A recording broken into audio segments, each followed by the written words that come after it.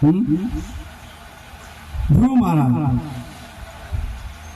ध्रुव महाराज, ध्रुव महाराज का कथा सुना आपने प्रसंग? ध्रुव महाराज के पिता का नाम क्या था? उत्तानपाद, माता का नाम सुनीति और उनकी विमाता का नाम सुरुचि और भाई का नाम उत्तम। वही ध्रुव महाराज जब 5 वर्ष के छोटे बालक थे तो ध्रुव महाराज देखिए उनके पिताजी बैठे हुए सिंहासन पे और उत्तम जो उनका भाई है उनकी गोद में बैठा हुआ। उत्तम उनका दूसरी माता थी, जो विमाता सौतेली माता थी सुरुचि छोटी वाली, उनका बेटा था उत्तम। उत्तम को गोद में लेकर बैठे हुए थे सिंहासन पे उत्तानपाद। जब ध्रुव ने देखा कि पिताजी की गोद में उत्तम बैठा है तो उसकी भी इच्छा क्या हुई, मैं भी गोद में बैठूंगा पिताजी के। तो वहां गए और सिंहासन बड़ा था तो ऐसे धोती पकड़ के पैर पकड़ के ऊपर चढ़ने का प्रयास कर रहे थे, चढ़ना चाह रहे थे, गोद में बैठना चाह रहे थे। जनरली क्या होगा, आप कोई बालक आपके पास आएगा, आपको पकड़ के खड़ा होगा तो आप क्या करोगे? उसको उठा लोगे, गोद में उठा लोगे कि बच्चा मेरे पास आना चाहता है। उत्तानपाद भी समझ गए थे कि ध्रुव मेरी गोद में बैठना चाहता है, मगर उत्तानपाद उसको गोद में बिठा नहीं रहे थे, उठा नहीं रहे थे उसको। क्यों? क्योंकि सुरुचि पास में बैठी हुई थी और उत्तानपाद सुरुचि से डरते थे। हाँ, आप में से कोई डरता नहीं ना? उत्तानपाद बहुत डरते थे, क्योंकि अगर ध्रुव को गोद में ले लिया तो सुरुचि नाराज हो जाएगी, तो गड़बड़ हो जाएगा। तब ध्रुव महाराज बहुत प्रयास किए। तब सुरुचि ने कहा, अगर तुमको पिता की गोद में बैठना है, इस सिंहासन पर बैठना है, इस सिंहासन पर चढ़ना है, तो तुम जाओ भगवान की प्रार्थना करो, भगवान से प्रार्थना करके भगवान को कहो कि तुम अगले जन्म में मेरी कोख से जन्म लो, तभी तुम अपने पिता की गोद में बैठने के हकदार हो सकते हो, तभी इस सिंहासन पर बैठ सकते हो। जब तक मेरी कोख से जन्म नहीं लोगे तुम इस सिंहासन पर नहीं बैठ सकते। अब इनडायरेक्टली क्या बोल रही है सुरुचि? तुम मर जाओ, ये शरीर को छोड़ दो, तभी दूसरा जन्म लोगे और तब तुम इस सिंहासन में बैठ सकते हो। तो ध्रुव महाराज जो क्षत्रिय थे उनको बड़ा खराब लगा और वो बड़े दुखी हुए और वापस आ गए। और वापस आने के बाद क्या किया उन्होंने? माता के पास में आए। उनकी माँ को पहले ही पता लग गया था कि ऐसे ऐसे हो गया वहां। तो उन्होंने क्या किया, माँ ने क्या बताया कि तुम्हारी विमाता ने जो कहा है वो सत्य कहा है, मैं ये नहीं कहा। अच्छा, ऐसा बोला?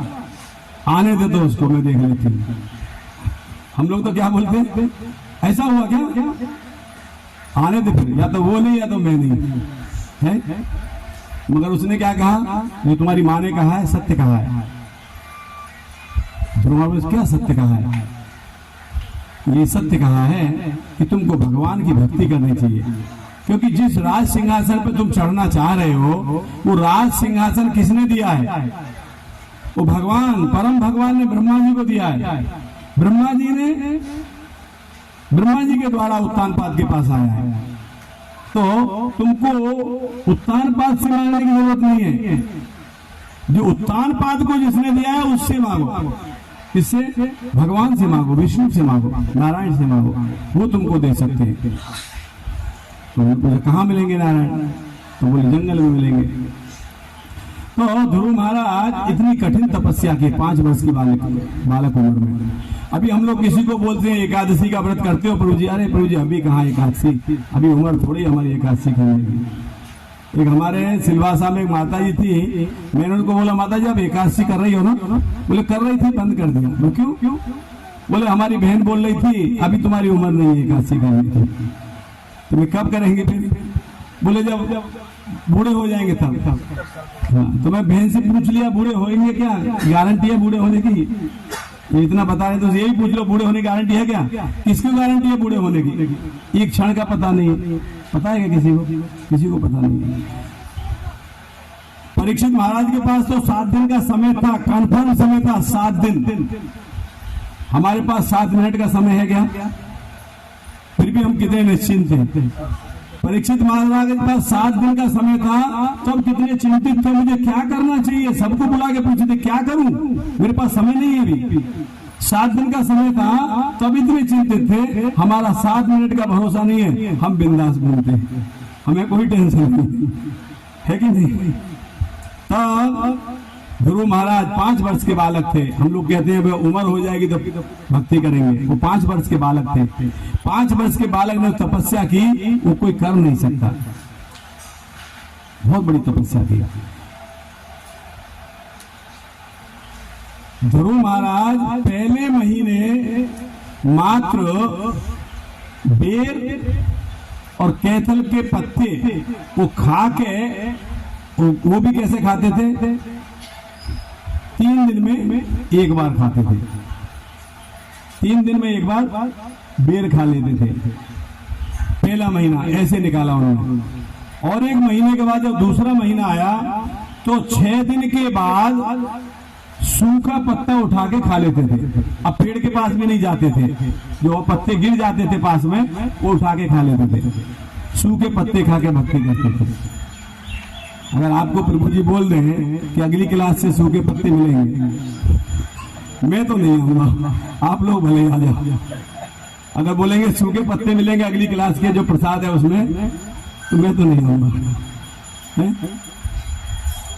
हम लोग तो डिलीशियस प्रसाद इस्कॉन का फेमस है, तब लोग हम लोग फोन कर करके पागल हो जाते, प्रभु जी आ रहे हो क्या? प्रभु जी कोशिश करूंगा, ट्राई करता हूँ, भी थोड़ा काम थोड़ा ऐसा फंस गया हूँ, मैं कोशिश तो करूंगा, आऊंगा। हमारा डिलीशियस प्रसाद नहीं खींच पा रहा है भक्तों को। गुरु महाराज जो सूखा पत्ता खा के भक्ति करते थे, है कि नहीं। 6 दिन के बाद सूखा पत्ता खाते थे दूसरे महीने। तीसरे महीने गुरु महाराज 9 दिन के बाद एक बार पानी पीते थे, खाना बंद कर दिया, अभी कुछ खाते नहीं है। तीसरे महीने कुछ खाते, 9 दिन के बाद एक बार पानी पीते। चौथे महीने ध्रुव महाराज 12 दिन के बाद एक बार सांस लेते थे, खाना भी बंद और पानी बंद। अब 12 दिन के बाद एक बार सांस लेते। अब किसी को बताओगे अभी, अब कोई बुद्धिमान डॉक्टर हुआ तो बोलेगा कैसा फेंक रहे हैं प्रभु जी, कुछ भी बोल रहे हैं। डॉक्टर साहब बैठे हैं, बट वो ऐसा नहीं बोल सकते क्योंकि वो बहुत बड़े भक्त हैं, वो नहीं बोलेंगे ऐसा। तो कोई कहते हैं ये पॉसिबल कैसे है, 12 दिन में व्यक्ति कैसे सांस लेगा? तो 12 मिनट में हमारा हरिबोल हो जाएगा, है कि नहीं। 12 दिन में एक बार सांस लेते थे। वो सतयुग की बात थी, वो सतयुग था। 12 दिन में एक बार सांस लेते थे। 5वें महीने ध्रुव महाराज एक पैर के ऊपर खड़े हो गए थे। अब वो सांस भी भूल गए, सांस लेना है कि नहीं लेना है, सांस का भी ख्याल नहीं है। जो कितनी कठिन तपस्या कर रहे हैं, इतनी कठिन तपस्या के लिए हमें कोई बोलता है क्या इस्कॉन में? कोई बोलता है सुसुखम, क्या बोलते हैं हमारे? सुसुखम, बहुत सुखपूर्वक किया जा सकता है हमारी भक्ति। कीर्तन करना है, प्रसाद पाना है, यही तो करना है। देखो कीर्तन करना है और दोनों में कष्ट नहीं है कि नहीं। तो इतना कष्ट में ध्रुव महाराज ने तपस्या की। और 6वें महीने ध्रुव महाराज पैर के अंगूठे के ऊपर खड़े हो गए। अचल तब सफोकेशन होने लगा, तब पूरा ब्रह्मांड में सफोकेशन हो गया। देवता घबराने लगे, क्या हो रहा है, सांस लेने में तकलीफ हो रही थी। ध्रुव महाराज ने सांस बंद किया ना, अभी ब्रह्मांड में सांस लेने में तकलीफ हो रही थी। सभी कहाँ गए दौड़ते हुए? ब्रह्मा जी के पास। और ब्रह्मा जी फिर कहाँ गए? भगवान के पास। तो भगवान ने कहा मुझे पता है उत्तानपाद का पुत्र तपस्या कर रहा है, मैं जा रहा हूँ उसके पास, तुम चिंता मत करो, मैं उसको मना करता हूँ तपस्या करने का। तो भगवान प्रकट हो गए। तो ध्रुव महाराज का एग्जाम्पल क्या है? अर्थार्थी। भगवान के पास क्यों आए थे ध्रुव महाराज? बहुत बड़ा साम्राज्य चाहिए था, अर्थ चाहिए था। अर्थ मतलब धन, आर्थी मतलब चाहने वाला। धन की इच्छा लेके आए थे भगवान के पास। मगर जब भगवान प्रकट हुए, ध्रुव महाराज ने क्या कहा? मैं तो एक कांच के टुकड़े के लिए आया था, मुझे तो हीरा मिल गया। तो भगवान कहते हैं कि अर्थार्थी है, धन की इच्छा है, तो भी कहाँ आना चाहिए? मेरे ही पास आना चाहिए। कम से कम इस बहाने आ तो गया, भगवान के पास तो आ गया। धन ही चाहिए तो आ तो गया भगवान के पास। तो हमारे आचार्य वैष्णव कहते हैं कि जो अगर हम भक्ति करके धन उपार्जन करने का प्रयास कर रहे हैं या भक्ति करके जीविका चलाने का प्रयास कर रहे हैं या हमारी डिजायर्स हैं, तो वो भक्ति नहीं है। रूप गोस्वामी पाद कहते हैं अन्य अभिलाषता शून्यम ज्ञान कर्मादि अनावृतम अनुकूल्येन कृष्णानु अनुशीलनम भक्ति उत्तमा। प्योर डिवोशनल सर्विस क्या है? अन्य अभिलाषता शून्यम, अन्य मतलब अदर देन कृष्णा, अन्य अभिलाषता यानी इच्छाएं, शून्य मतलब zero, no other desire other than Krishna. भगवान के अलावा कोई इच्छा नहीं होनी चाहिए, अन्य अभिलाषता शून्यम। और हमारी इच्छाओं की लिस्ट इतनी लंबी रहती है, हम लोग 20 रुपए का नारियल चलाते हैं और 20 लाख की हुंडई गाड़ी ऊपर ही लिख देते हैं। एक हुंडई गाड़ी, एक बंगला, फिर ये। भगवान कहते हैं देखो मेरे साथ बिजनेस कर रहा है, कितना बुद्धिमान हो गया है, मेरे पास कितना बड़ा लिस्ट रहेगा। 20 रुपए का नारियल चढ़ा रहा है, 20 लाख की हुंडई गाड़ी मांग रहा है। देखिए, बोले ठीक है कोई बात नहीं, आया तो मेरे पास ही है, फिर भी कोई बात नहीं। हाँ? तो ध्रुव महाराज ने क्या चाहा था? बहुत बड़ा साम्राज्य। भगवान आए तो बोले ध्रुव महाराज बोल क्या चाहिए। भगवान जब भी किसी के पास आते हैं पूछते हैं बोल क्या चाहिए, फिर व्यक्ति मांगता नहीं है, कुछ बचती नहीं, कोई बाकी नहीं बचता ना मांगने के लिए। अगर भगवान आपके पास आ गए तो आप क्या मांगोगे? कुछ मांगोगे? कुछ बाकी बचा नहीं, भगवान मिल गया और क्या चाहिए। तो भगवान पूछते बोलो क्या चाहिए। देखिए आप किसी घर पे जाओगे ना, जब छोटे बच्चे रहते हैं ना, आप उनको 10-10 रुपए दे के जाओगे, है कि नहीं? अब नहीं दोगे तो क्या बोलेंगे, कैसा आदमी है, 10 रुपए भी बच्चे के हाथ में रख के नहीं है, कितना कंजूस है, बोलते हैं कि नहीं है? लेकिन परम भगवान अनंत कोटि ब्रह्मांड के नायक हैं, ऐसे परम भगवान प्रकट हुए हैं और बिना कुछ दिए जाएंगे। बलि महाराज जो मामूली साम्राज्यपति थे, परम भगवान नहीं थे ना, मामूली साम्राज्यपति थे, आधिपत्य था उनका। तो भगवान ने, वामन भगवान ने 3 पग भूमि मांगी तो क्या कहने लगे, हे ब्राह्मण पुत्र तुम चतुर तो लगते हो मगर फिर भी तुम्हारे अंदर बालपन है, बालक बुद्धि है, तुम 3 पग भूमि मांग रहे हो, क्या करोगे 3 पग भूमि में?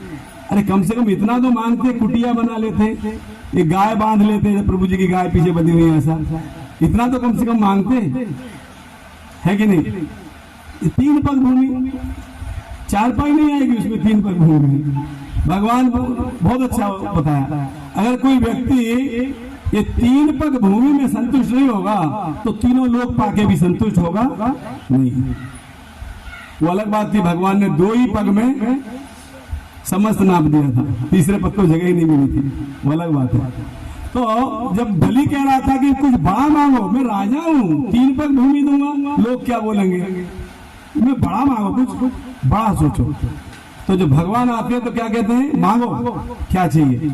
फिर क्या बोलने लगे, मुझे कुछ नहीं चाहिए, मैं तो कांच का टुकड़ा लेने आया था, क्या साम्राज्य लेने आया था, आपने क्या दे दिया, हीरा मिल गया, आपके दर्शन हो गए मुझे। तो ऐसे प्रहलाद को बोले, प्रहलाद बोलो क्या चाहिए। प्रहलाद बोले कुछ नहीं चाहिए मुझे, मैं पहले ही असुर कुल में जन्म लिया हूँ और असुर सब भोग विलास में रहते हैं, पहले ही मैं इतना दुखी हूँ इस भोग ऐश्वर्य से, और मुझे ज्यादा ललचाने का प्रयास मत करिए आप। अगर आप देना ही चाहते हैं तो मुझे भक्तों का संग दीजिए, एसोसिएशन ऑफ डिवोटी, ये मांगा प्रहलाद महाराज ने, भक्तों का संग दीजिए। और अगर आप देना ही चाहते हैं तो मेरे पिता का उद्धार कर दीजिए, हिरण्यकश्यप का। ये वैष्णव है, जो हिरण्यकश्यप कोई कमी नहीं छोड़ा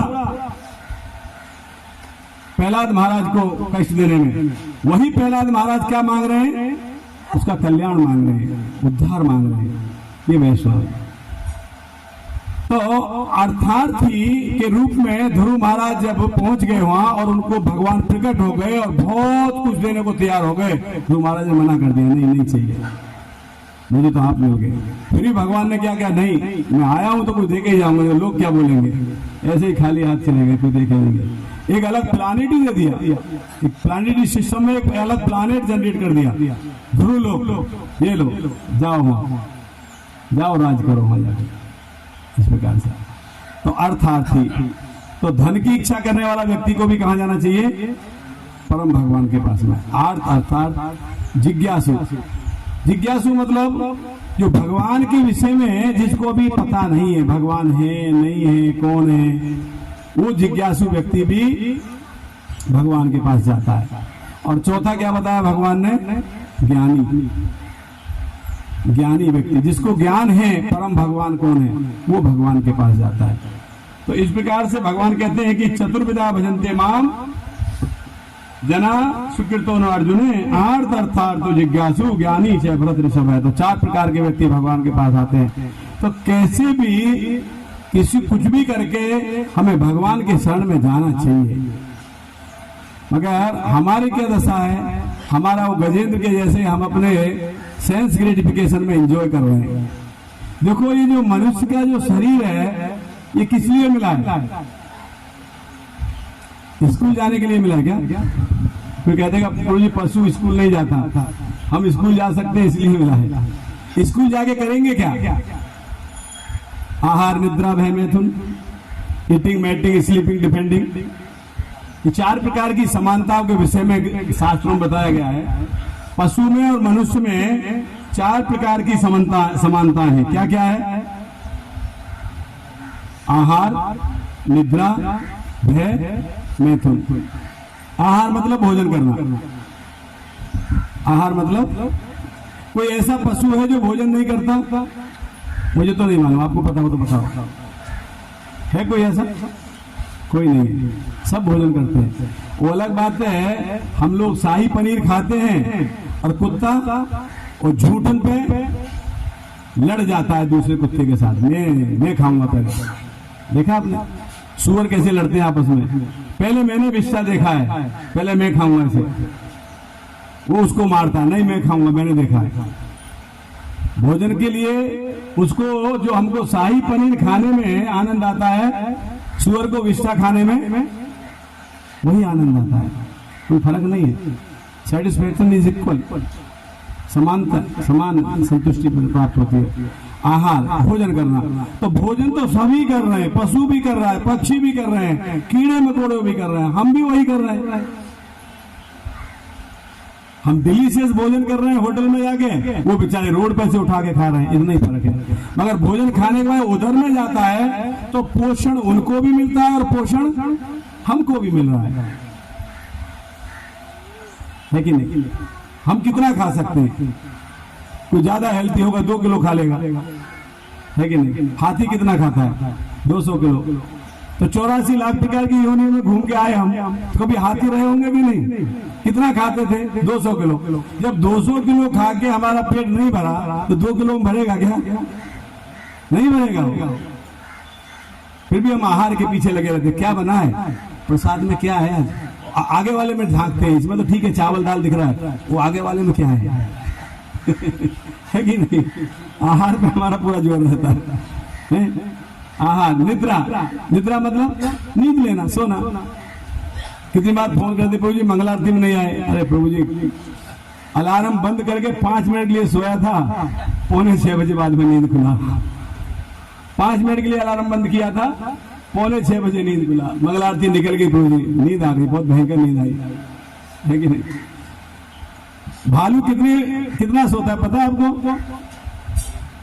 6 महीने सोता है भालू, कंटिन्यू लगातार। पोलर भालू होता है ना, पोलर भालू जहां बर्फ गिरती है, 6 महीने वो खाता है और 6 महीने फिर रेस्ट करता है, सो जाता है। तो कभी भालू भी रहे होंगे कि नहीं? हम 84 लाख प्रकार की योनि भालू आता है कि नहीं आता? आता है ना। तो भालू रहे होंगे तो कितने सोए? 6 महीने सोए। अभी हमारा 10 घंटे सोने से पेट भरेगा क्या? अभी कमर दर्द करेगी, दोपहर तक घूम के आएंगे, शाम को आके फिर सो जाएंगे, है कि नहीं? निद्रा। भय मतलब डिफेंडिंग, अपनी शरीर की रक्षा करना। कोई भी करता है, आप कुत्ते को ही मारोगे, पत्थर उठाओगे तुरंत भाग जाएगा, पत्थर उठा रहा है। अब ऐसे झुकोगे तुरंत भाग जाएगा, उसको समझ जाएगा पत्थर उठा रहा है, रुका रहेगा क्या? वहां देख, आइदर फ्लाई और फाइट। आप किसी पशु को दौड़ाओगे ना तो भागेगा, पता चला आगे गली बंद हो गई है, रास्ता ही नहीं है, अब क्या करेगा? दांत निकाल के ऐसे ऐसे करेगा। जैसे आप दांत देखोगे अब आप भागोगे, है कि नहीं? पहले वो भाग रहा था, वो देखा रास्ता अब नहीं है, आगे रास्ता बंद हो गया है, तो उसको लगा मार देगा। अब क्या करेगा वो? फाइट। पहले क्या कर रहा था? फ्लाइट। पहले भाग रहा था, अभी फाइट करेगा, लड़ेगा। अपने शरीर की रक्षा करनी है उसको। कोई भी रक्षा करता है, आप भी रक्षा करते थे ना, डबल डबल मास्क लगाते थे, कपूर सूंघते थे, नहीं के? कपूर किस किस ने सूंघा था उस समय बताइए? मैंने तो सूंघा था कपूर, और वो और एक कुछ था, वो बांध के ऐसे रखते थे रुमाल में और उसको सूंघते थे। क्यों? कोरोना आएगा तो नाक में ही मर जाएगा। क्या कर रहे थे हम लोग? डिफेंडिंग, आत्मरक्षा, शरीर की रक्षा कर रहे थे, आत्मरक्षा नहीं कर रहे, शरीर की रक्षा कर रहे थे, हाँ कि नहीं? और चौथा क्या है फिर? मैटिंग, संतान उत्पन्न करना।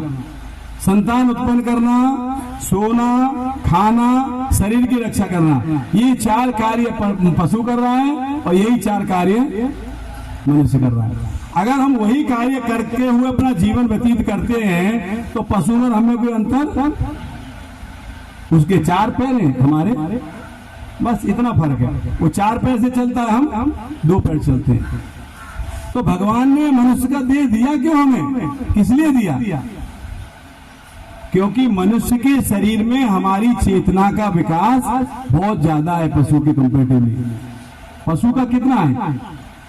पशु को ऐसा नहीं कॉन्शियसनेस नहीं है, पशु के अंदर भी चेतना है। अब गाय को ईंट दोगे खाएगी क्या? उसको मालूम है मेरा खाना नहीं है, जानती है वो भी। मगर एक कसाई के यहाँ 4 बकरे बंधे हुए हैं और घास डाल दिया है, चारों भुगड़ते रहेंगे, उसके आगे जब वो खींच लेगा वो उसके आगे से खींच लेगा। और उनको ये नहीं मालूम है कि जैसे ही कोई कस्टमर आएगा वो एक का कान पकड़ के अंदर रूम में ले जाएगा खींच के। और ऐसे ही होता है, एक कस्टमर आएगा, एक बकरे को पकड़ के अंदर ले जाएगा, और जो 3 जो है बाहर, वो वैसे ही फिर झगड़ रहे हैं, ये मैं खाऊंगा और ये मैं खाऊंगा, क्योंकि उसको पता नहीं अभी आने वाले समय में क्या होने जा रहा है। उसकी चेतना का स्तर उतना मनुष्य का है। आप किसी के यहाँ पे बैठे हुए हो और आपके यहाँ पे 20 लोग बैठे हैं कमरे में, वहां पे रसगुल्ले रखे हैं, दूध रखा है, समोसे रखे हैं, मेदू बड़ा रखा है, बालूशाही रखी है, बहुत सारे मिष्ठान रखा है, आप एक एक करे खा रहे हो। अब तक कोई व्यक्ति आए, एक को बुला के ले गए अंदर, आधा घंटा हो गया, 1 घंटा हो गया, बाहर नहीं आया, थोड़ी देर बाद में दूसरे को बुला के ले गया, फिर आधा 1 घंटा देखा, आया नहीं, तो कहाँ जा रहा है, सबको वापस नहीं आता। तीसरी को लेके गया तो एक खिड़की में झांकने लगा, क्या कर रहा है, देखा, अरे काट दिया उसको, बाप रे मार दिया, क्या बोल रहा है, अरे काट दिया उसको। जो बाकी के जो 17 थे वो रसगुल्ले खाएंगे क्या? खाएंगे, रसगुल्ले रखे हैं, बाकी रह गए 2 खत्म कर लेते, बाद में जाएंगे, तुरंत भाग जाएंगे, रुकेंगे क्या? वहां नहीं रुकेंगे, क्योंकि उनको मालूम है नेक्स्ट क्या होने जा रहा है। तो हमको मालूम है नेक्स्ट क्या होने जा रहा है, उसके बावजूद भी अगर हम अनजान बने हुए हैं तो पशु पर हमें कोई अंतर है क्या? कोई अंतर नहीं है। नेक्स्ट क्या होने जा रहा है? नेक्स्ट हमारा अगला जन्म होने जा रहा है, फिर वापस माता के गर्भ में 9 महीने तक हमको रहना है, फिर वापस हमें A for apple, B for boy, C for cat, वापस वही पढ़ना है, फिर धन इकट्ठा करना है, फिर बहुत बड़ी प्रॉपर्टी बनानी है, फिर आंख बंद हो जानी है, फिर वापस। हमें मालूम है, उसके बावजूद भी हम अनजान बने हुए हैं। तो यह मनुष्य का देह हमें मिला है मात्र और मात्र भक्ति करने के लिए। तो हमें भगवान की भक्ति करके भगवान के धाम जाने का प्रयास करना चाहिए, नहीं तो पशुवत हम वैसे ही जीवन यहाँ पे जीते रहेंगे। व्यक्ति ये जीवन में अपना अगला डेस्टिनेशन डिसाइड करता है, ये जीवन में हमको आगे जीवन क्या मिलेगा वो निर्धारित करता है। रूपा जी ने बताया, जो लोग मीट ईटिंग करते हैं, जो मांस खाते हैं, अगले जन्म में भगवान उसको रेडीमेड बना देंगे, बाघ बना देंगे, शेर, कोई खरीदना नहीं, कहीं जाना नहीं, थैला लेके बरसात में, जो जानवर मिले पकड़ लो, मारो, और कोई जरूरत नहीं पकाने की, काटने की, गैस जलाने की, कैसी महंगी हो गई अभी, डायरेक्ट खाओ। फैसिलिटेट कर देते हैं भगवान, जो हमारी इच्छा है उसको पूरा कर देते हैं। तो आज जो हम इच्छा करेंगे ये जीवन में, तो अगला जीवन हमें वैसा ही मिल जाएगा, डेफिनेटली मिल जाएगा। तो इसलिए हमें प्रयास करना चाहिए भगवान की भक्ति करने का। तो बहुत बहुत धन्यवाद आप लोगों का, सभी का बहुत बहुत आभार, आपने मुझे अवसर दिया आपके बीच दो शब्द बोलने के लिए। श्री प्रभुपाद की जय। हरे कृष्णा। कोई प्रश्न है तो प्रयास करूंगा, किसी कोई प्रश्न है, कोई जिज्ञासा है तो।